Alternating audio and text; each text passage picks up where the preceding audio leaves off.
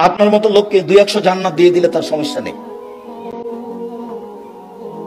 ফেরাউনকে ক্ষমা করে দিলে তার কোনো সমস্যা হবে না, তার বিচার আচার হবে না।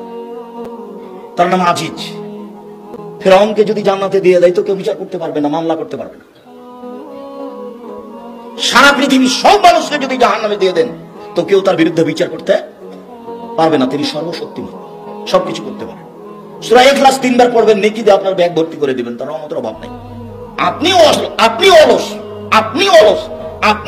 আপনার মন মানসিকতা খারাপ, আপনার নীতি খারাপ, আপনার অভ্যাস খারাপ, আপনার চরিত্র খারাপ, যার কারণে আপনি পড়তে পারেন। কেন আপনি পড়তে পারেন না? কেন আপনি দোকানে বসে আড্ডা পিটবেন? যেখানে ল্যাংটা মেন আছে সেখানে আপনি বসে থাকেন কোন স্বভাবে? মাথায় টুপি আছে, খারাপ লাগে না কেন? আপনার একটা আত্মমর্যাদা থাকা দরকার। আপনার বউ কি করে বাজারে যায়, আপনার বউ কি করে ছোট ব্লাউজ করে রাস্তাঘাটে ঘুরে, আপনার একটা আত্মমর্যাদা থাকা দরকার। আপনি আত্মমর্যাদা বুঝেন না কাকে বলে? আপনি আত্মমর্যাদা বুঝেন না কাকে বলে? 1 মিনিট দেখেন আপনাকে আত্মমর্যাদা দেখেন।